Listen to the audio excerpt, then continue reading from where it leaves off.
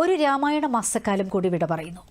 എങ്കിലും രാമായണമടക്കമുള്ള പുരാണങ്ങൾ നിത്യവും വായിക്കുന്ന കൊല്ലം മാടൻനട സ്വദേശിനി ലീലാവതി അമ്മയെ നമുക്കിന്ന് പരിചയപ്പെടാം. 88-ാം വയസ്സിലും പുരാണങ്ങളുടെ മിക്ക ഭാഗങ്ങളും കാണാപാഠമാണ് ഈ അമ്മയ്ക്ക്. ലീലാവതി അമ്മ പുലർച്ചെ എഴുന്നേൽക്കും, പ്രാർത്ഥനയിൽ തുടക്കം, വീട്ടുജോലിയിലും സജീവം. ചില നിഷ്ഠകളൊക്കെ ഉണ്ട്. രാമായണവും ഭാഗവതവും പാരായണം ചെയ്യുന്നത് ശീലമാണ്. വീട്ടിലെ വായനയ്ക്ക് ശേഷം ക്ഷേത്രത്തിലേക്ക്. പ്രായത്തിൻ്റെ അവശതകൾ പ്രത്യേകിച്ചൊന്നുമില്ല.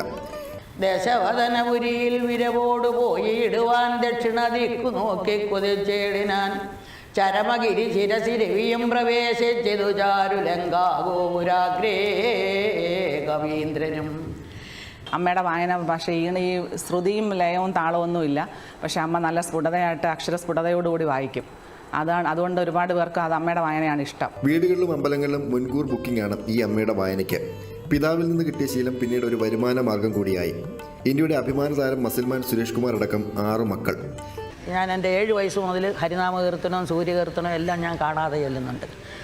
ആ ഒരു രീതി ഇന്നും തുടങ്ങുന്നുണ്ട്. ഇന്നും വെളുപ്പിലെ ഭഗവാനെ വിളിച്ചിട്ടല്ലാതെ നമ്മളെ എണീക്കത്തില്ല. അങ്ങനെയുള്ള ഒരു ചിട്ടയിലാണ് അമ്മയുടെ ഒരു ജീവിതം. അച്ഛൻ കസേരയിലിരിക്കും, ഞാൻ രാമായണം വായിക്കുമായിരുന്നു അന്ന് കൊച്ചിലെ. അന്നേരം എന്തെങ്കിലും തെറ്റുണ്ടെങ്കിൽ പറഞ്ഞു തരും. അതെൻ്റെ മനസ്സിൽ അന്ന് മുതൽ വായിക്കാൻ തുടങ്ങുന്നതാണ്. പക്ഷേ ഈ പദം പറഞ്ഞ് വായിക്കുന്നതിന് എൻ്റെ ആശാന എന്നെ പഠിപ്പിച്ചത്. കർക്കിടകം പിറന്നാൽ പിന്നെ ലീലാവതി അമ്മയ്ക്ക് തിരക്കാണ്. കൊല്ലൂർവിള ശ്രീ ഭരണിക്കാവ് ദേവീക്ഷേത്രത്തിലെ സ്ഥിരം വായനക്കാരി കൂടിയാണ് ഈ അമ്മ. രാമായണ പാരായണത്തിൻ്റെ പ്രത്യേകതകൾ എന്തെന്നല്ലേ?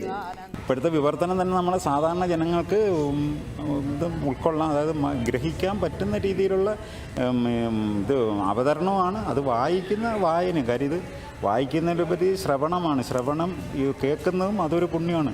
അപ്പോൾ അത് അത്രയും വൃത്തിയായിട്ടാണ് ഇവരത് ചെയ്യുന്നത്. നിത്യജീവിതവുമായി ബന്ധപ്പെട്ട് കിടക്കുന്ന രാമായണത്തിൻ്റെ ശീലുകൾ മലയാളി ഭവനങ്ങളെ ഭക്തിസാന്ദ്രമാക്കുകയാണ്. സമൂഹ മാധ്യമങ്ങളിലേക്ക് മാറിക്കൊണ്ടിരിക്കുന്ന നമ്മുടെ രാമായണ പാരായണം നാട്ടിൻപുറങ്ങളിൽ സജീവമാക്കുന്നത് ലീലാവതി അമ്മയെ പോലുള്ളവരാണ്.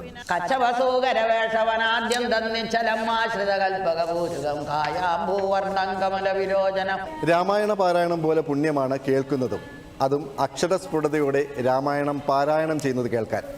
88-ൻ്റെ ചെറുപ്പത്തിലും ലീലാവതി അമ്മ മനസ്സുകൾ കീഴടക്കുകയാണ് അക്ഷരസ്ഫുടതയുള്ള രാമായണ പാരായണത്തിലൂടെ.